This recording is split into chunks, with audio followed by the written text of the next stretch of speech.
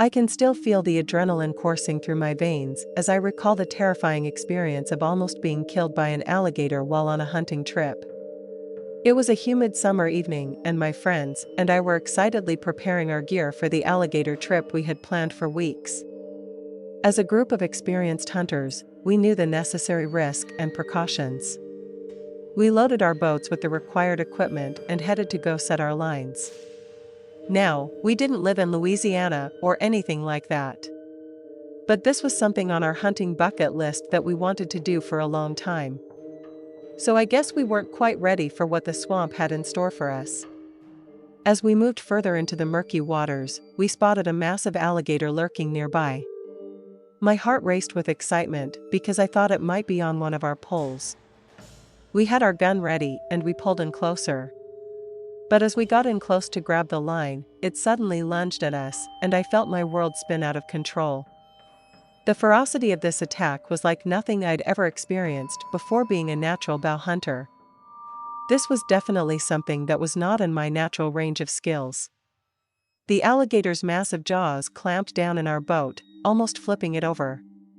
My friend and I were thrown around like rag dolls as we struggled to stay afloat. It was a blur of teeth, claws, and desperation as we fought for our lives. I don't remember much after that. I just remember shooting, hearing shots, and then me going a bit hazy and everything got blurred because pain and fear took over. But somehow we managed to escape with our lives. Our boat was pretty mangled up and we didn't suffer anything super severe injury-wise, and we were all alive. I think the worst was just a mild concussion. The rest of the trip was a blur of terror and anxiety trying to get up and out of that swamp.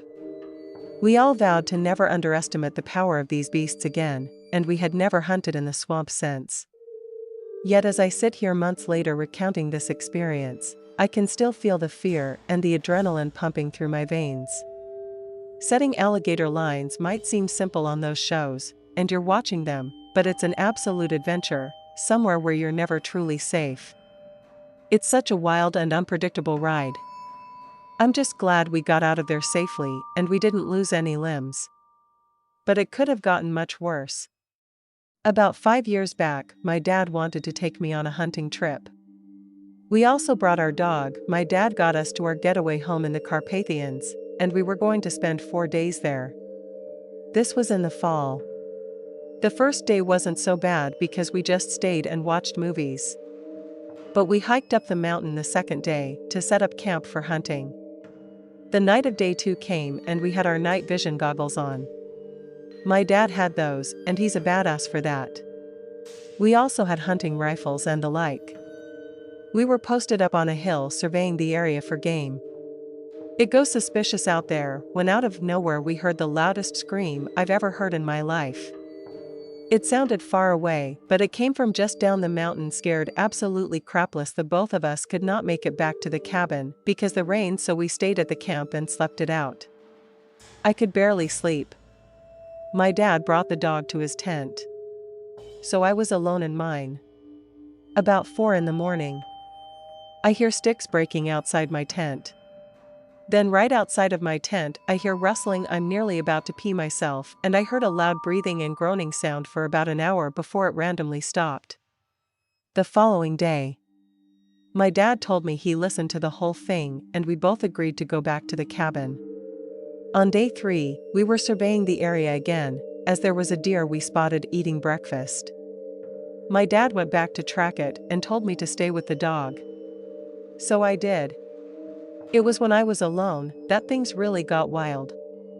I was sitting in the driveway and we heard a loud bang from the cabin and jumped up from my seat and ran inside the house with my gun. What I saw absolutely horrified me. The front window was smashed. I found nothing inside either. When my dad got back, he thought maybe some guy threw a rock at the house, but I told him there wasn't a brick or a stone or anything, and he didn't believe me. On the night of day 3, I sat upstairs, looking out the window with the goggles on, and suddenly I thought I saw something moving like 30 feet away in the trees. I took out the video camera we used for the deer and zoomed in with it. I checked the footage in the morning and it was too dark to really see anything, but I transferred it to my phone and brightened it. And I could kind of see something. It kind of looked like a person, at least the outline of them. They were clothed really well, but you could kind of see wrinkly legs. And what looked like I said appeared in the footage. They just stood amongst the trees and shuffled off, looking directly at the camera seemingly. As the night of day 4 came, things seemingly calmed down. But I was still too scared to really go outside. The dog was still out there though, and started barking like crazy, and ran into the grove at some point. We never saw our dog again. Unfortunately, my dad refuses to talk about this trip at family gatherings. And honestly, I just hope this story can help people and hopefully maybe figure out what the heck this was. So my buddies and I decided to go to a camping and hunting trip. Jeff decided we were going to go camping, and we were headed out to the mountains of West Virginia for turkey hunting. My buddy owns this cabin. And guys, it's fantastic. 2 rooms, a kitchen with a 19th century wood stove and an oven, and a back room with 2 bunk beds. I have lived there full time before, and it's just a lot of fun. We all brought turkey guns, basic 12 gauges, moss birds and Remingtons, and of course our wealthy friend got a Bern Nelly and fur, because he's not the brightest and it's all he had, quote unquote. But we also took others. I took my Ruger AR 556, a base model AR-15, and my Glock 19X. Why? Because why not? I'm in the mountains, and I'm probably never going to see a turkey, might as well just target shift and day 1 we drink. That has always been the intention. Turkish Murky, we brought 6 cases of Miller High Life. Now I know it's not the best beer, but it is what we could afford. We also had a case of a 1.5 liter bottles of Old Grandad. Now I know what you're thinking, drinking whiskey and beer along with guns is not a good mixture, but we don't mess around with guns when we drink. Now after a beer too. Yeah, we'll do some target shooting. But when the whiskey comes out, the guns go away. Shortly after those escapades, we all relieved our bladders and went to bed. Day 2. We had phones, but no service, so we turned them off to conserve battery. It was around 11 a.m. when I first woke up. There was shuffling and scratching outside. I blinked around and I looked around my space as my eyes adjusted.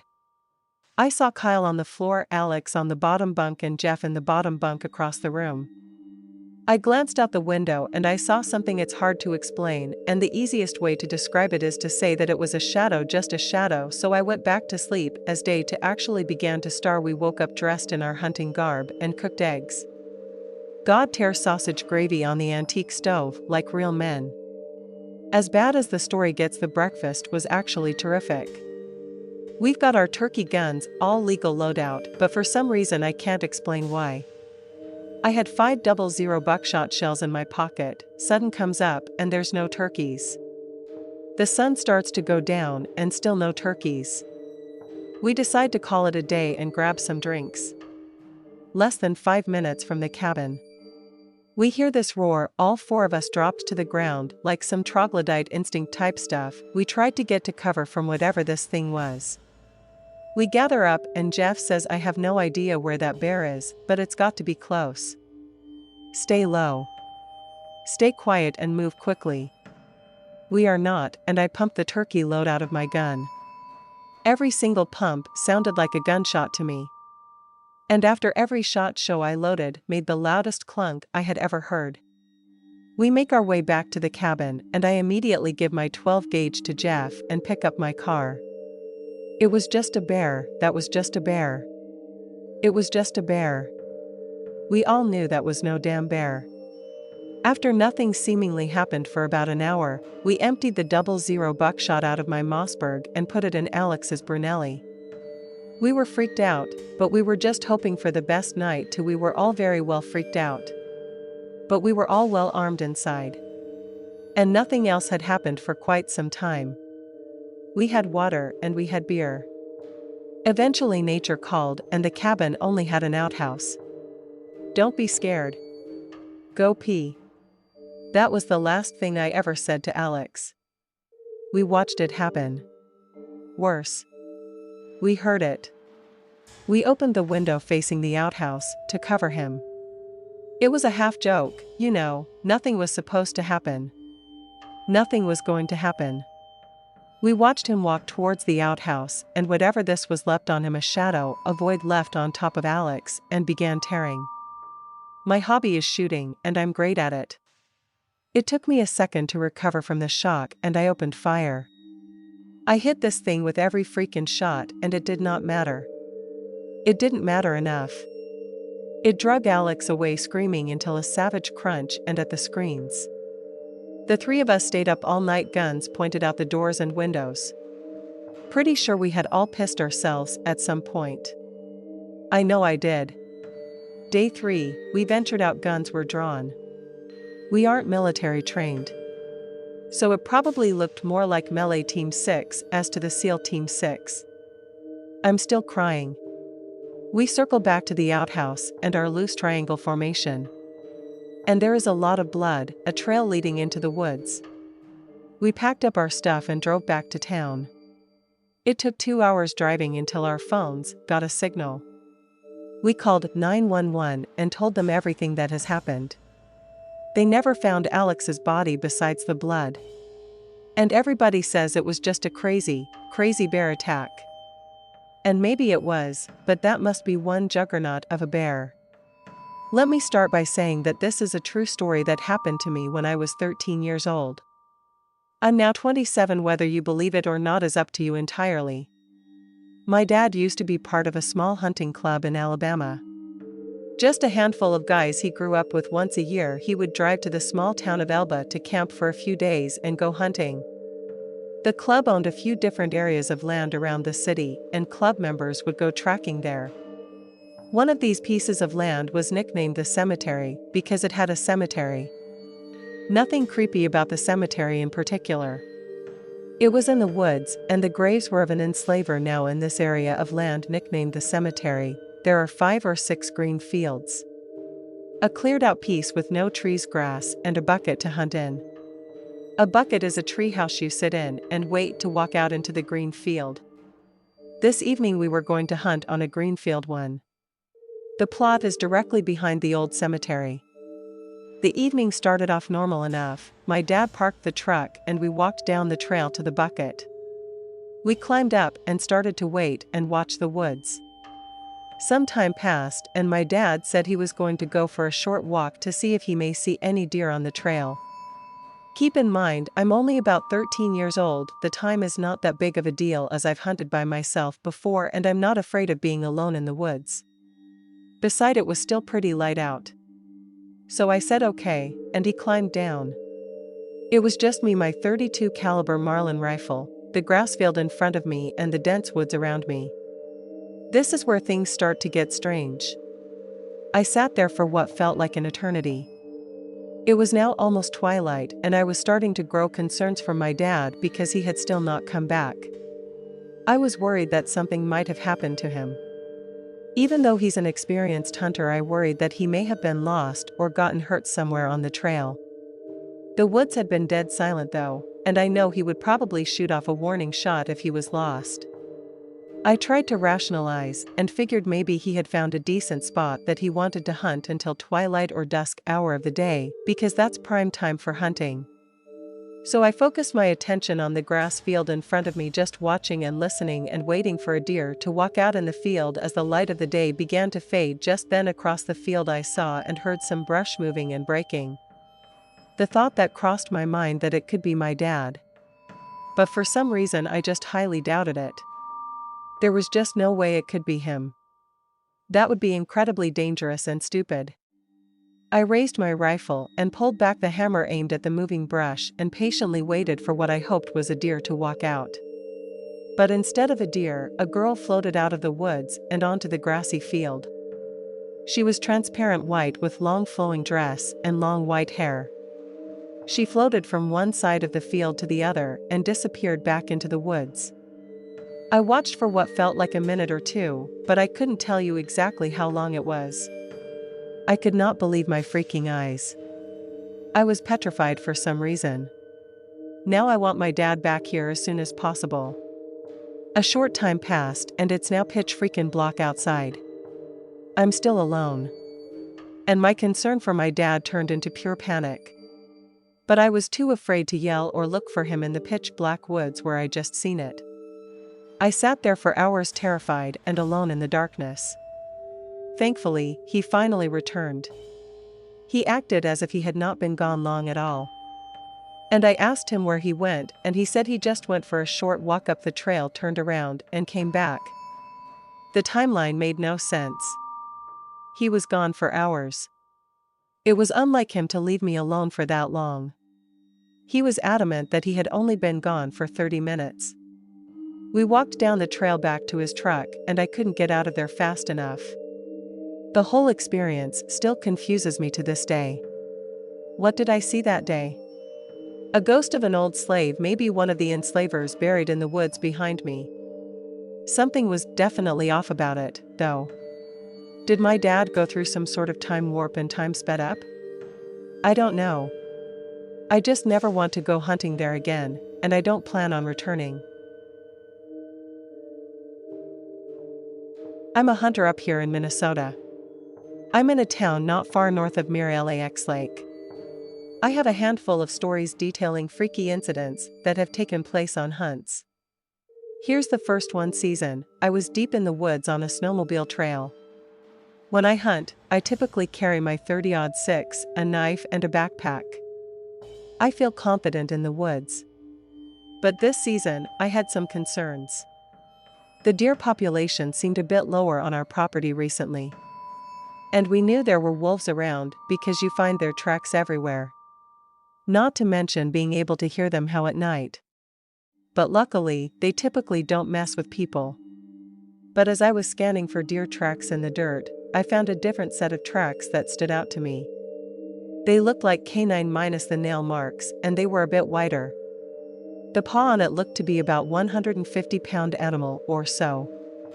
Then it clicked that this was probably a feline track, a big one and fresh.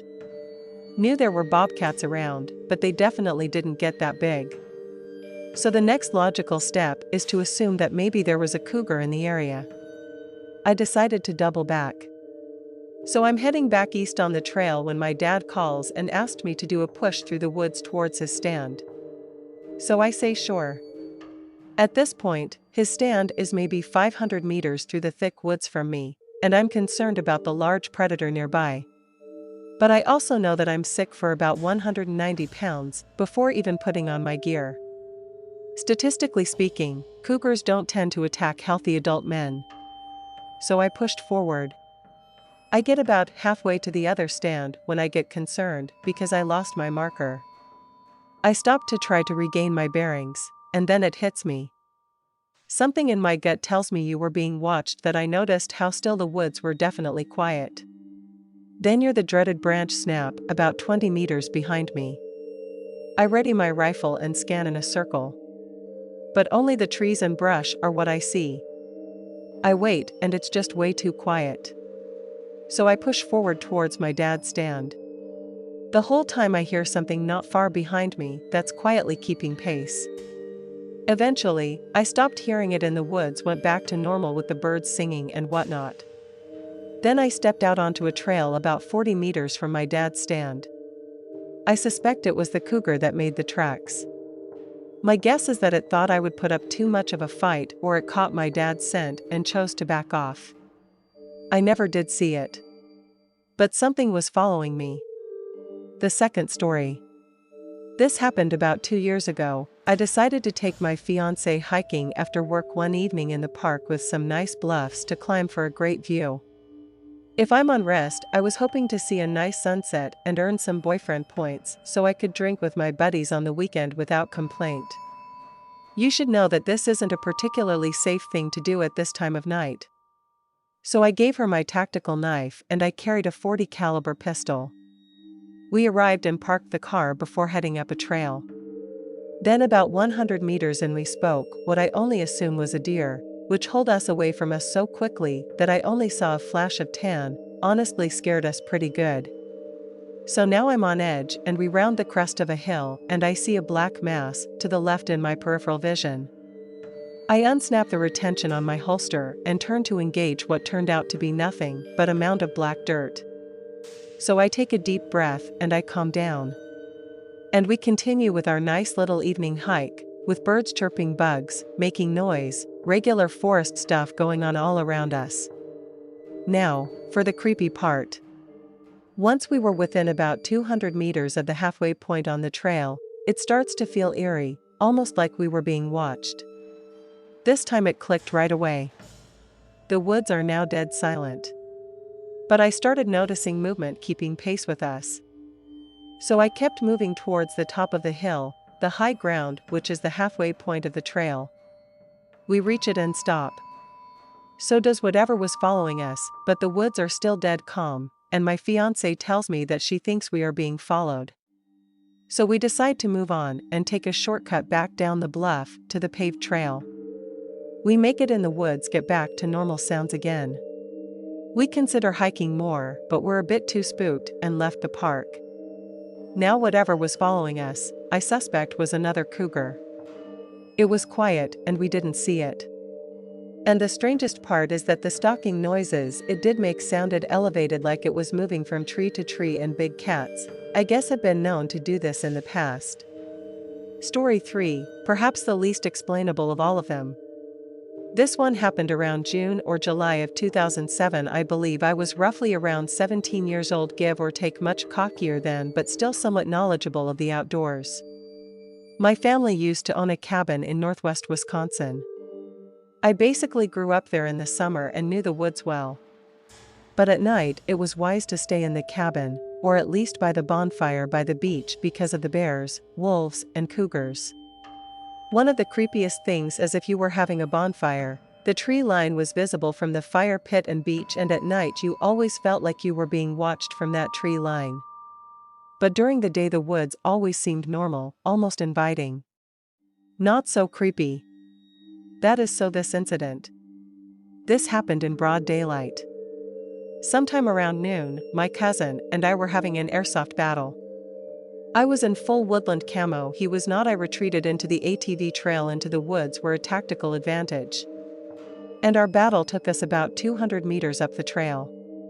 We had enough at this point and were standing at the edge of a clearing on the trail talking, and he was maybe 10 feet in front of me.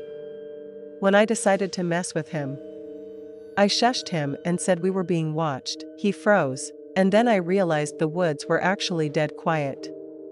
And I got spooked and started scanning the tree line and the other edge of the clearing from left to right. When I saw it, its teeth gave it away. It was panting and staring at my cousin.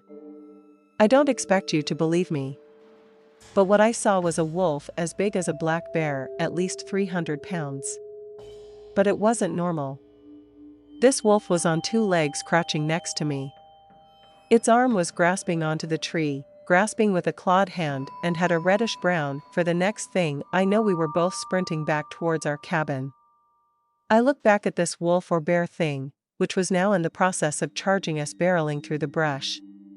But for whatever reason, it stopped following us as we broke the tree line. What stuck with me the most was the sheer size. The wolf thing had to be easily 7 feet tall, went upright, and where it should have had front paws that appeared to have large clawed hands. Now I'm not sure how to explain it away rationally. I have heard of wolves with occasionally kind of walking upright, but that's not this at all. They can't sprint on 2 legs, nor do wolves get that big, and black bears waddle more on their hind legs than running like this thing was. I still have no idea to this day exactly what that thing was. So for some context, I live in northern Utah, and I'm a very experienced and well-seasoned outdoorsman and hunter. I have spent much of my time in the woods. Now, I have never been a superstitious person. In fact, I've always been the type of person to find a rational explanation, and I know this is going to sound cliché, but this is one of those experiences where I just have no explanation. Now for some context of where we were when this happened. So if you do not know, Utah in the winter is a very cold and snowy place, and snow days are not that uncommon. And by some luck, this day was a snow day, with about 3 feet of snow on the ground. So my friends and I, being experienced hunters, decided that the snow would make perfect hunting conditions for some birds. So we loaded up our shotguns into the back of his off-road set-up Jeep, and we headed up the mountains to hopefully back a grouse or two. Now when we reached the gate, that was the base of the mountain, and the gate was closed, but not locked, which was quite weird because usually this gate is locked. So we decided to go through and drive up with the Jeep. We went out for quite a few miles. Now it is important to note a few things. First, as it appeared in the snow, we were the first people to be up there for quite some time. And second, there was only one way in and out of here. There was only a single road. Anyway, we drove up the little Jeep trail for about 3 to 4 miles. We finally got up to where we were going to hunt. And we were very remote, and I mean very remote. So we both stepped out of the Jeep. The first thing we heard was an elk cow, whatever, but it was wrong. It sounded distorted and raspy. The creepiest part is I've hunted in that canyon for all of my life. I've never even seen an outcome there. But we both just kind of brushed it off and figured, I guess that there could be an alkane here, and I guess there have been stranger things in the world, right? But as we continued along the trail, we made a horrifying discovery. There were what looked like to be infant foot tracks in the snow. Not a child's footprint, but like a newborn human barefoot. At this point, I knew something was very wrong. Why the heck would there be a baby up here? All alone in 3 feet plus of snow? And how could they even walk in this much snow? How could they even walk without snow? I think the weirdest part was I was oddly compelled to continue along following the tracks to try to help anyone who might be up there. We continued walking all the time in absolute horror about what we might find just 10 steps up the trail. Now it is important to note that these were like fresh tracks, not like a week old or anything like that. It looked like whatever it made them had done it just a few minutes before us. We continued hiking through cliff faces and very steep and dark pine tree slopes for what felt like hours. Now, I know this is going to sound cliché, but I think the most unnerving part was just how empty the woods were. They just seemed to be absent of all life. Anyways, we hiked for what seemed like forever. When we finally reached the sagebrush clearing and the footsteps kept going. But at this point it was getting kind of dark and I had a very uneasy feeling. So we decided to turn around. We made it back to the car and started hearing squirrels chirping about 200 yards away down in a very deep and dark valley where the trees cancel out all the sudden night. Because at this point, the trip seemed like we were going to get skunked. We followed the chirping. We had gone about 300 yards into the trees. It was obvious that churches were just drawing us further and further into the woods fairly quickly though, because there were no signs of any squirrel. It continued calling, and at this point, it was all bit dark. At that point, though, I noticed something. I saw what looked like a tall, slender, hairy mango-looking creature. As it was walking, it became very obvious that this was no earthly creature. Its knees bent backward. If you were to picture a deer's legs, but just upside down. It was walking bipedal but very wrong, almost like it didn't know how to walk. I was only able to see it for around 30 seconds before it disappeared around a bend instead of an old dried-up riverbank. And at that moment, I was sure that it hadn't seen us and that we needed to leave. So we snuck back to the Jeep as fast and as quiet as we could, loaded everything up, and got the hell out of there. When we were leaving, I swear I heard a gut-wrenching scream, and I can just say that I will never forget this ever. I don't know what it is. I swear I got a glimpse of it running parallel to the Jeep. I'm pretty sure it does come into that not deer skinwalker territory, but I really wouldn't know. It keeps me awake at night to this day, and I haven't been hunting since. In the fall of 1998, I went to Somerset of Vermont to go camping along the Somerset River and maybe do a little hunting. There is a forest road that runs up to an airfield with free dispersed campsites. It was first come first serve, and in summertime it would be packed with kids partying and living their best lives. So my girlfriend and I planned this trip in the fall because the fall leaves in Vermont were something special to see. And we knew the campground would be empty in the middle of the workweek. During the off-season, I set up our tent and we walked around the woods down to the river and just enjoyed the season's natural beauty. Eventually we lay in the tent, talking as the sun went down, and drifted off to sleep. The next day I planned on waking up early and trying to back some quail. Sometime in the night though, I woke up to two voices outside of our tent. It sounded like two men whispering to each other, but it wasn't English. I couldn't quite distinguish what they were saying, but distinctly I heard two male voices. Suddenly there was a long little whistle from off in the distance, and I heard one of the men click an acknowledgement. Everything went pretty quiet after that. I did wait until sunrise and went outside the tent and looked around. I didn't see anyone. My heart was pounding my chest and I was wide awake. At this point, I woke my girlfriend up and we left as to what those guys were doing, where they came from and why they were so close to our campsite using whistling and clicking noises only. And some strange language that I'm pretty sure it's not Spanish or anything else. The Somerset campground is far off the beaten path. I didn't hear or see any signs of a vehicle. So I decided not to go hunting because I was kind of freaked out if these people will be hanging around the tree somewhere. Rural Vermont has a lot of strange legends and folklore. Years after this happened, I learned about the Bennington years after this happened. I learned about the Bennington Triangle and the disappearances of people in the 1950s. I left that state and joined the army a few months later. I've only been back to Vermont a few times since that, but I've yet to camp or hunt there again.